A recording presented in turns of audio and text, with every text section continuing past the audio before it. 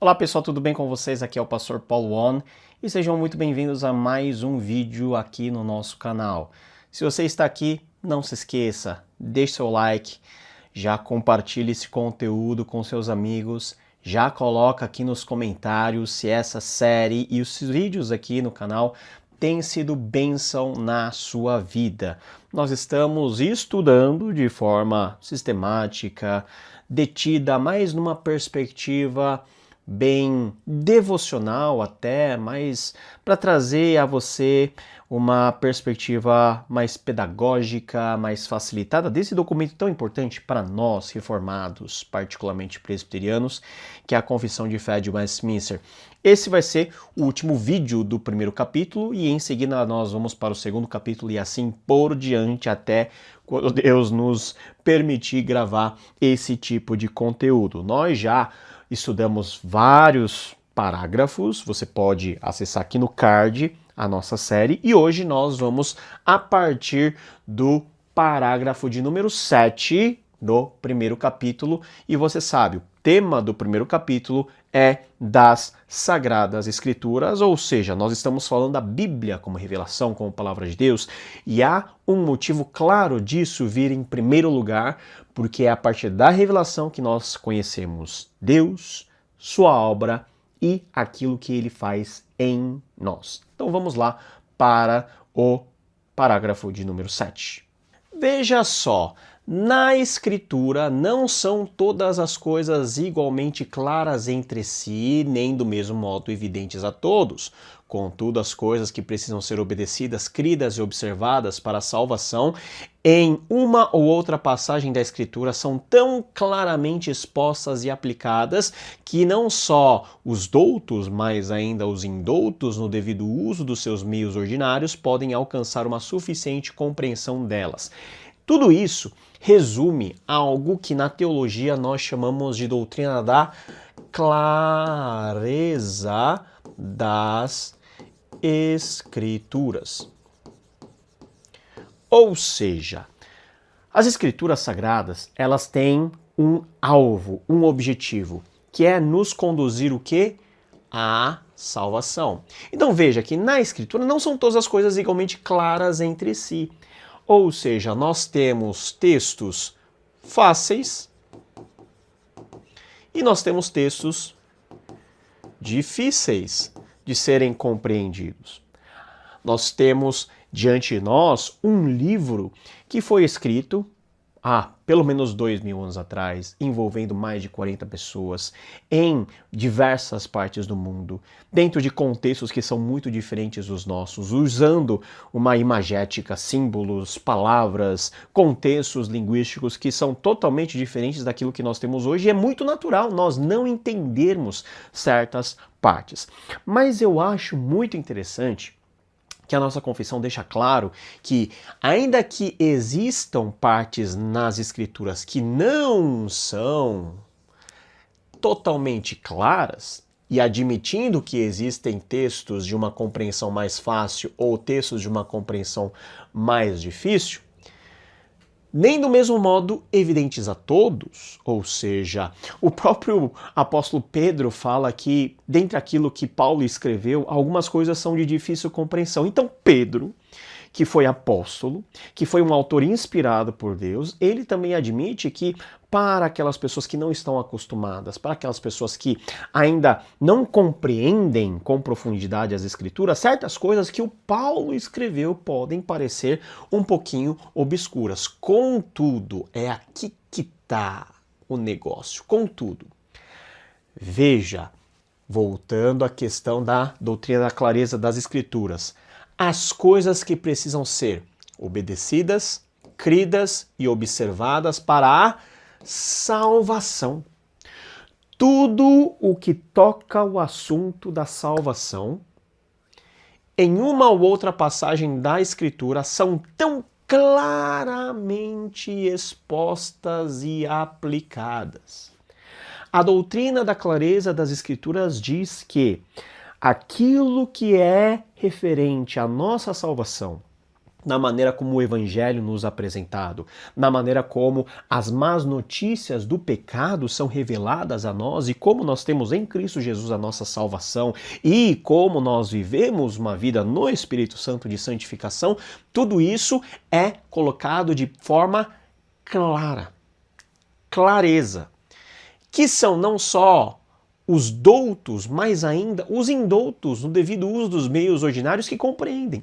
Então a questão não é se você é douto, ou seja, você tem muita cultura, você tem muita bagagem, você é um erudito, ou você é um indouto, ou seja, às vezes nós lidamos na igreja com pessoas com diversos níveis de formação educacional, ou às vezes pessoas que sequer podem ler porque não tiveram oportunidade de serem alfabetizadas. Mas se a pessoa está lá ouvindo a palavra de Deus e ela consegue entender o que Deus quer com ela no que tange a sua salvação, nós não temos problema porque as Escrituras, elas nos apresentam tudo o que se refere à salvação de uma forma clara, claramente expostas e aplicadas.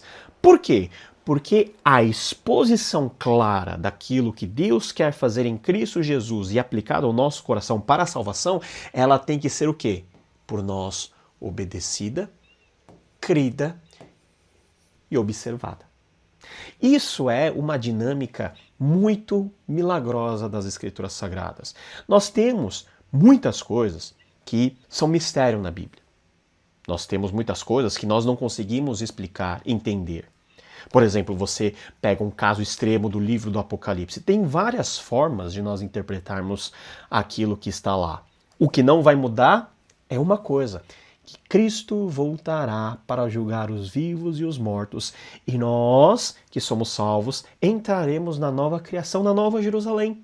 Ainda que a forma como o livro lida com isso seja complexo, e mais uma vez, é difícil mesmo, a escritura e particularmente alguns textos são complexos, nós chegamos no centro da mensagem sem muitos problemas. Então nós não precisamos ficar rodeando ou ficar procurando pelos em casca de ovo ou ficar presos a aspectos de mera curiosidade. Nós precisamos ser diretos naquilo que precisamos obedecer, crer e observar para a salvação. Então, os doutos e indoutos podem compreender essa clareza das Escrituras no devido uso dos meios ordinários. O que são os meios ordinários? Os meios ordinários, por exemplo, relacionados com o ensino, pregação, devocional, que implica leitura, um processo de discipulado, aconselhamento, etc, etc. Meios que estão ao nosso alcance. E tudo isso podem alcançar uma suficiente compreensão delas. Veja, suficiente dentro do aspecto da salvação, mas isso é diferente de uma compreensão completa. Nós estudaremos a vida inteira. O gênero humano estudará séculos e mais séculos, como tem estudado desde o começo do cristianismo, desde antes com os judeus, mas nós nunca compreenderemos na plenitude a extensão e a profundidade daquilo que Deus revelou por meio da sua palavra. Entretanto, o ponto importante, meus queridos, está aqui: salvação. O que é necessário para nós sermos alcançados pela graça salvadora de Jesus Cristo? Isso é dito e reafirmado com clareza suficiente para que nós possamos obedecer, crer e observar. Por isso que o texto de Paulo diz que as Escrituras foram inspiradas por Deus para conduzir o homem, o ser humano, a toda boa obra, fruto desse status conferido pela salvação. Tendo dito isso, O texto vai prosseguir dizendo: o Antigo Testamento em hebraico, língua original do antigo povo de Deus, e o Novo Testamento em grego, a língua mais geralmente conhecida entre as nações no tempo em que foi escrito, sendo inspirados imediatamente por Deus e pelo singular cuidado e providência conservados puros em todos os séculos, são por isso autênticos. E assim, em todas as controvérsias religiosas, a igreja deve apelar para eles como para um supremo tribunal. Tendo dito sobre a autoridade, sobre a clareza, a confissão coloca um texto muito interessante, que é um texto que não está presente em muitos documentos confessionais, que expressa muito bem o espírito da reforma protestante, que é o tal do ad fontes. O que é o ad fontes? É voltar às fontes. E quais fontes são essas que nos atestam que a palavra de Deus é a palavra de Deus e ela é confiável? Nós temos aqui o Antigo Testamento escrito em hebraico. O Antigo Testamento, em 99% do seu texto foi escrito em hebraico e aproximadamente 1% foi escrito em aramaico, que são justamente as línguas originais do antigo povo de Deus, ou seja, os hebreus falavam hebraico. Muitas pessoas me perguntam assim, mas por que Deus revelou o Antigo Testamento em hebraico? Ora, é simples, porque o povo de Deus era hebreu, falava hebraico. Se o povo de Deus falasse qualquer outra língua, era nessa língua que Deus iria se revelar. E no Novo Testamento, que foi escrito em grego, a língua mais geralmente conhecida entre as nações do tempo em que ele foi escrito, ou seja, o grego é a língua do mundo, no processo de helenização, quando o grego se tornou o quê? Língua franca. Então nós temos uma língua no Antigo Testamento utilizada, que é uma língua muito pontual, muito minoritária, e no Novo Testamento já temos uma língua ampla no seu uso no mundo ocidental da época, que é o grego, língua que é a língua original do Novo Testamento. E o que essas duas línguas, o que esse texto do Antigo Testamento e do Novo Testamento nos seus originais, o que esses textos nos apresentam como algo relevante para a fé? É aí que a confissão começa a nos explicar, sendo inspirados imediatamente por Deus. A história é que o Antigo Testamento e o Novo Testamento foram primeiro escritos nessas línguas originais, e esse texto é o que nós chamamos de texto original, e a inspiração imediata de Deus recai sobre o Antigo Testamento escrito em hebraico e o Novo Testamento escrito em grego. Isso é muito importante. Por quê? Mais para frente, a confissão vai afirmar que é o texto original que vai se estabelecer como juiz de qualquer controvérsia. Por quê? Porque nós estamos falando das fontes, da onde emana o texto, sendo inspirados imediatamente por Deus e pelo seu singular cuidado e providência conservados puros em todos os séculos. Ou seja, o Antigo Testamento foi transmitido a nós em um tempo cronológico muito maior do que o Novo Testamento.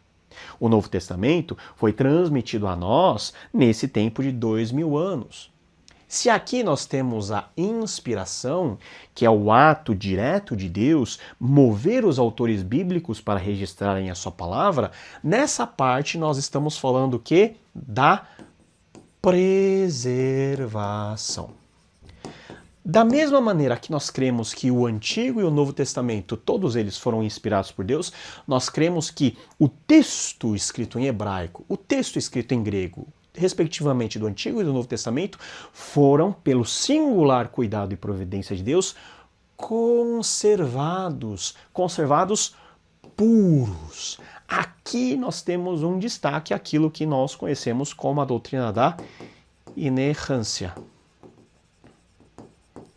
das Escrituras, ou seja, as Escrituras não apresentam erro na perspectiva das línguas originais, que são as nossas fontes. Puros, veja, puro quer dizer sem erro, sem mácula, em todos os séculos. E são, por isso, autênticos. A apreciação das línguas originais, do texto em original, nos diz que por ele ter sido escrito como foi, nessas duas línguas, e por ter sido preservado por milênios, se demonstra como autêntico. E assim, em todas as controvérsias religiosas, a igreja deve apelar para eles. Eles quem? O Antigo, o Novo Testamento, nas suas línguas originais, para como se fosse um supremo juiz em um supremo tribunal. É aí que está o motivo de nós estudarmos grego e hebraico. É o motivo pelo qual a nossa escola de didascalia oferece cursos de línguas originais. É esse o motivo porque os pastores, e eu posso falar da minha tradição, os pastores presbiterianos, eles têm que dominar as línguas originais, porque estamos lidando com a palavra de Deus e existem nuances e existem circunstâncias em que as nossas traduções elas não são tão nítidas, principalmente em textos que nós conhecemos como textos mais complexos, nada relacionado aos textos que nós vimos anteriormente, que expressam uma clareza para a salvação. Mas nós temos outros textos que são muito difíceis. Existem circunstâncias na vida que são também explicadas por textos que às vezes não são obscuros e nós precisamos recorrer a esses textos como se fosse um Supremo Tribunal. E quais textos? Prioritariamente os textos que são a nossa fonte, as línguas originais. Por isso que é importante. É importante aquele que ensina a Bíblia saber grego e hebraico. Você pode prescindir? Então, você pode prescindir, mas existem situações em que você vai precisar desse conhecimento, por estar lidando com toda essa dinâmica. Veja só quanta coisa nós estamos aqui vendo. Nós estamos falando da providência de Deus, da inerrância das Escrituras, como as Escrituras foram conservadas, como a igreja se apoia nessas Escrituras como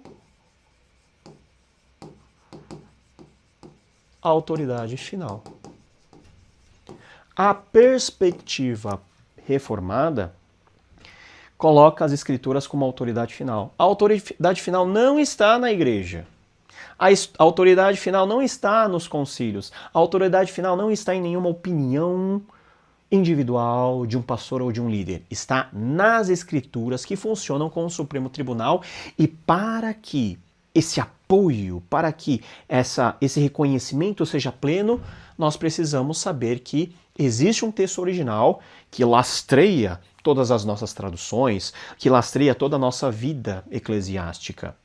Agora, isso quer dizer que as nossas traduções, elas são insuficientes? Não, muito pelo contrário, as traduções são úteis.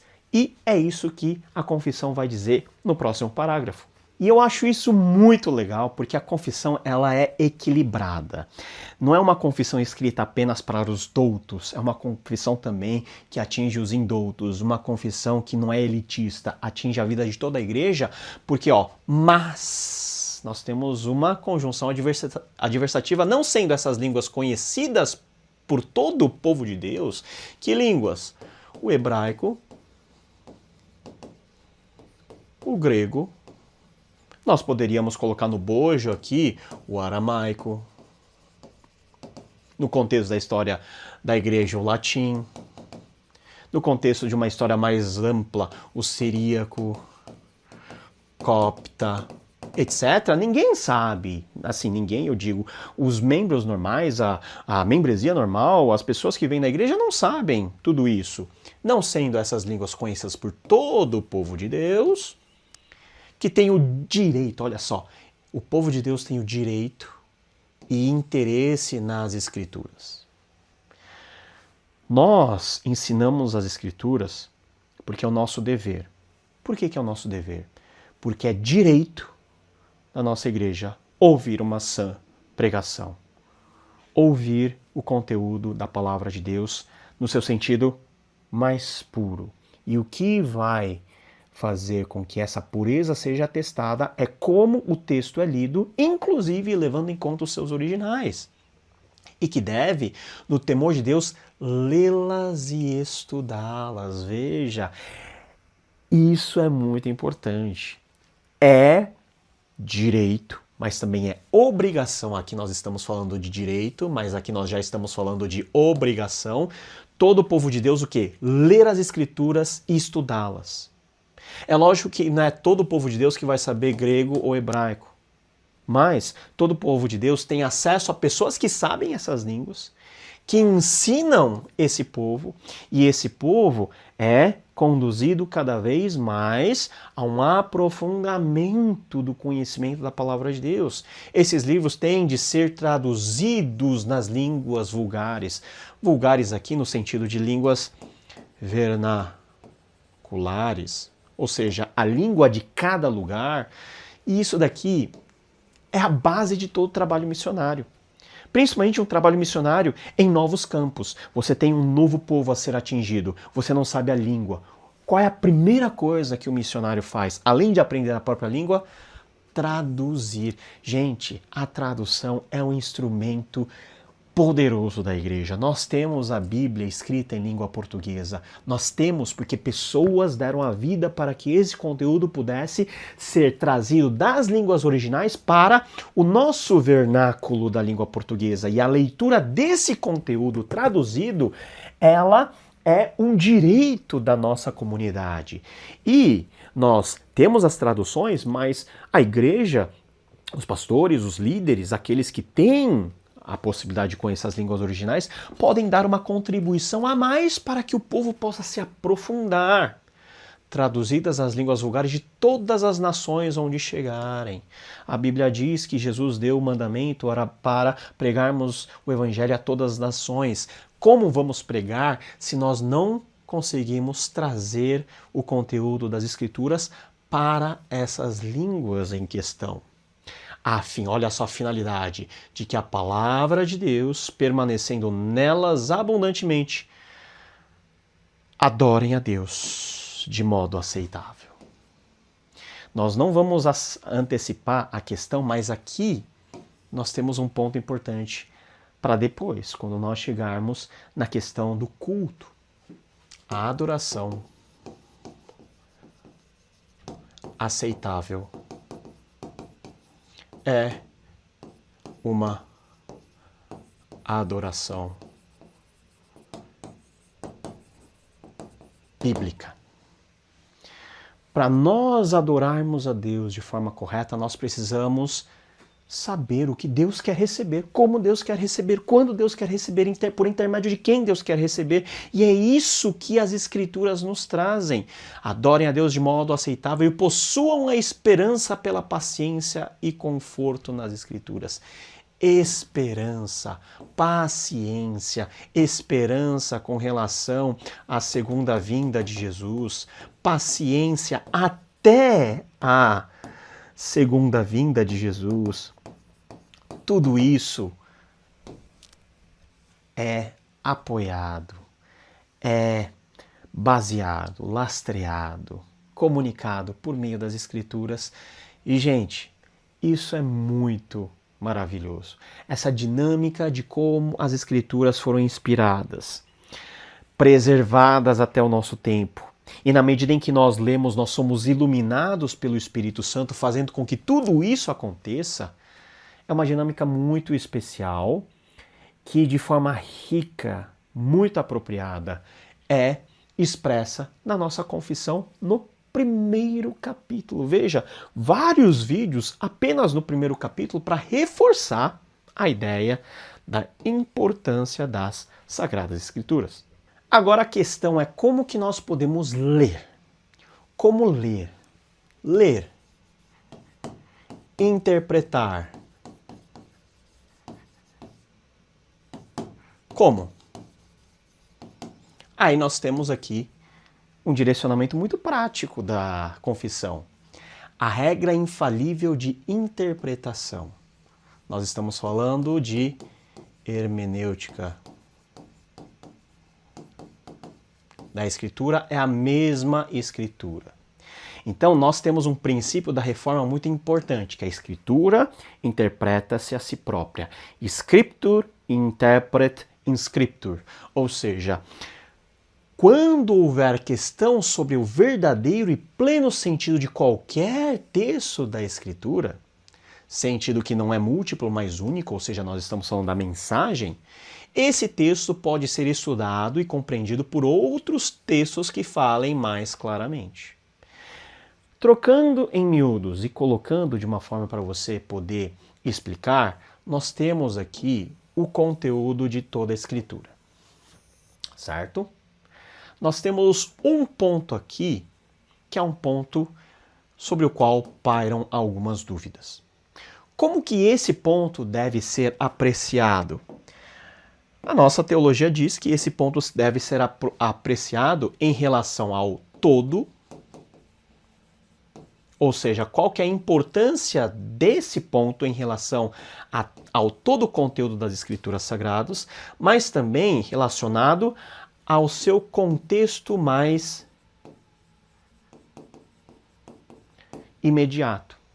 Então, uma dúvida pontual, ela pode ser explicada por vários textos que versam sobre o mesmo tema.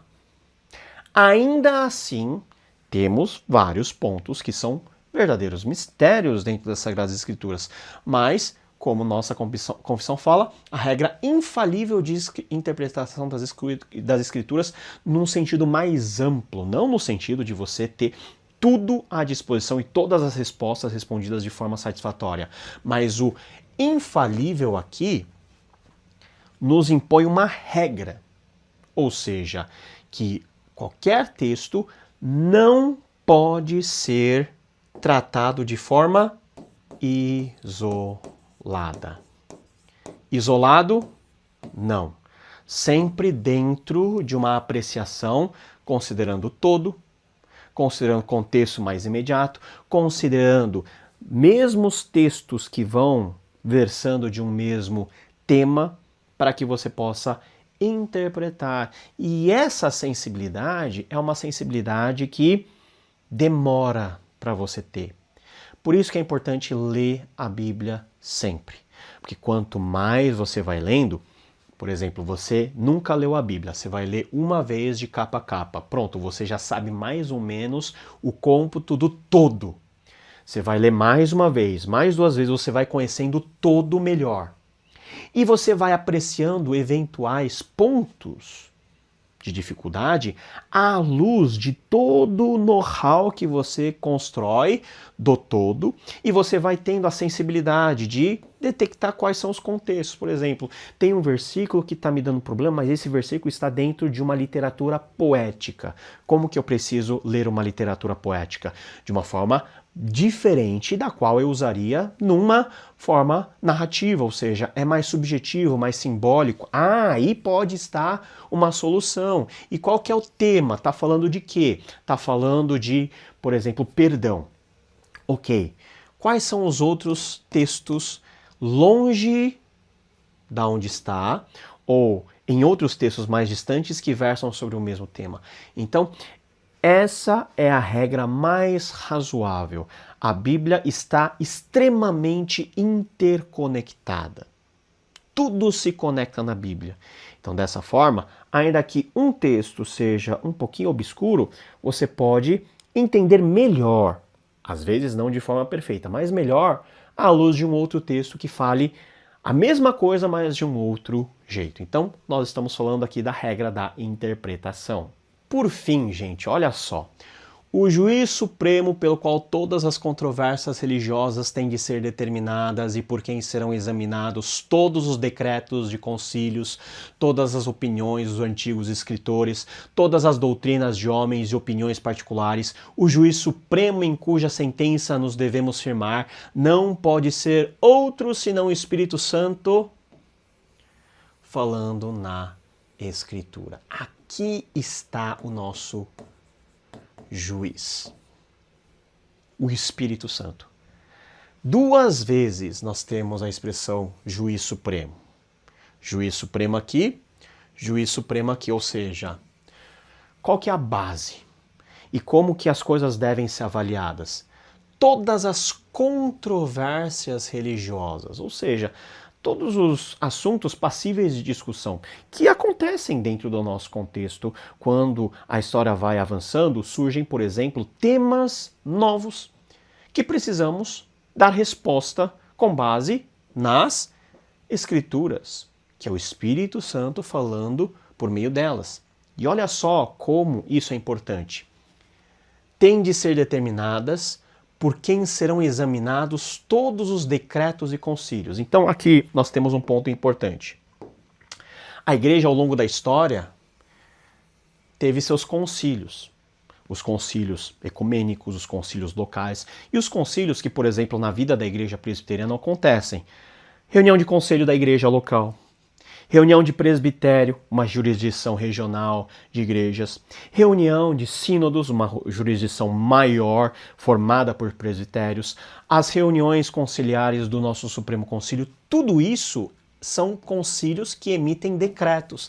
Agora, toda essa jurisdição deve estar apoiada no juiz supremo. Porque senão já estão invalidadas no seu uso e na sua aplicação. Se algo é determinado de forma antibíblica, ela já não tem por si validade e deve ser contestada. Não somente os concílios, todas as opiniões dos antigos escritores, às vezes, né, e esse argumento vem principalmente da tradição católica, tentando refutar a nossa visão protestante, falando o seguinte: olha, mas os pais apostólicos, eles atestaram certas doutrinas. As fontes mais antigas, fora da Bíblia, da tradição, atestam certas práticas e certas visões amparadas pelo catolicismo romano. O que a nossa confissão diz é que até esses antigos escritores, eles são o quê? Falhos. E o que eles escrevem, as suas opiniões devem ser lidas à luz do juiz supremo. Então, aqui nós colocamos, mais uma vez, desenhando aqui a balança. Nós temos aqui uma balança. Desse lado, nós temos a Escritura,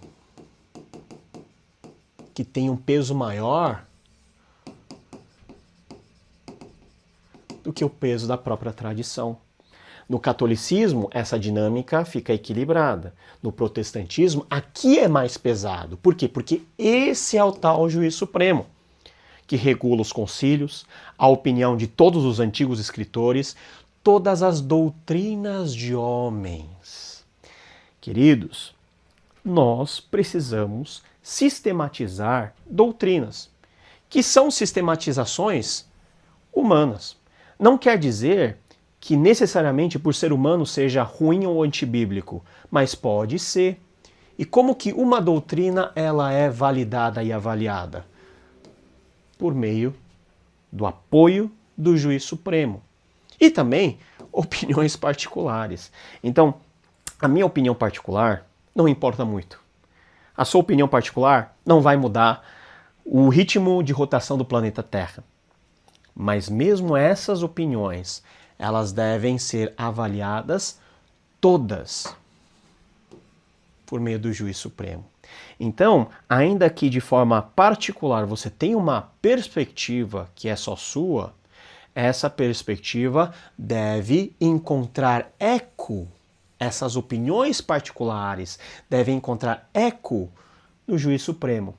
Então é muito perigoso nós termos uma vida livre, leve e solta de algum tipo de vamos dizer assim, de cuidado, de algum tipo de pastoreio, de algum tipo de livres de certos tipos de obrigação de mutualidade. Por quê? Porque nós acabamos imaginando que a nossa opinião vale muito mais do que a palavra, vale muito mais do que os concílios. Quantas vezes nós nos colocamos numa posição de criticar simplesmente por criticar, porque eu acho que determinada resolução de um concílio superior ou de uma igreja não está correta. Ah, mas não está correta com base em quê?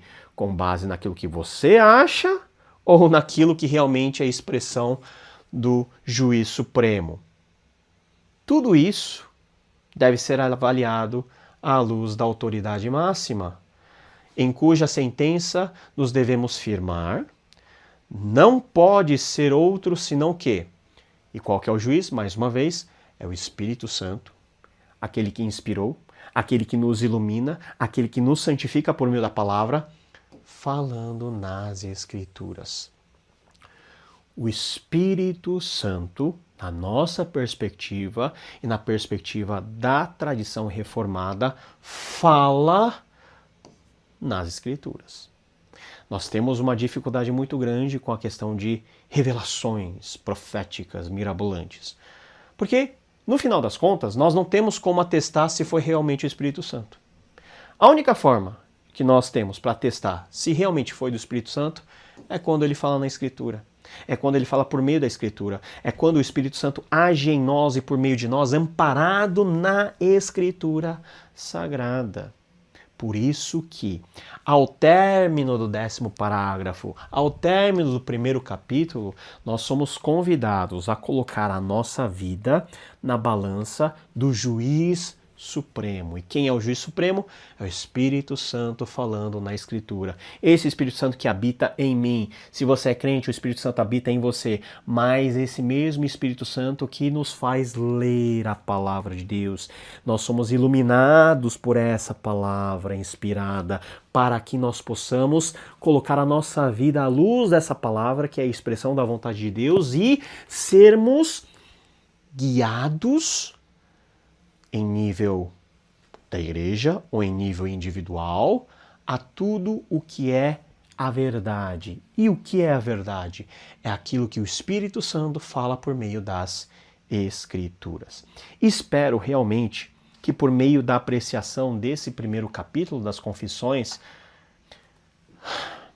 espero realmente que por meio da apreciação desse 1º capítulo da Confissão, o seu amor pelas Escrituras tenha sido incendiado.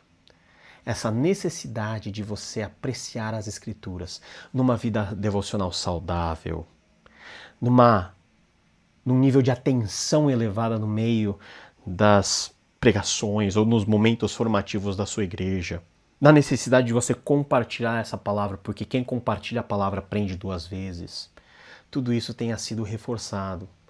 A confissão começa no seu 1º capítulo falando das Escrituras Sagradas, porque as Escrituras Sagradas são a fonte de todo conhecimento da revelação de Deus e é o nosso juiz supremo, que regula toda a nossa vida. É a regra de fé e prática, a nível individual, a nível da igreja. Que Deus nos abençoe a amarmos a Tua Palavra e confessarmos como salmista: como amo a Tua Palavra. É minha meditação de dia e de noite. Deus te abençoe. Não se esqueça de deixar o seu like, compartilhar esse conteúdo. Coloque nos comentários o que você achou, como esse conteúdo tem te abençoado. E nos vemos já no capítulo 2 da Confissão de Fé de Westminster. Até lá, querendo Deus. Tchau, tchau.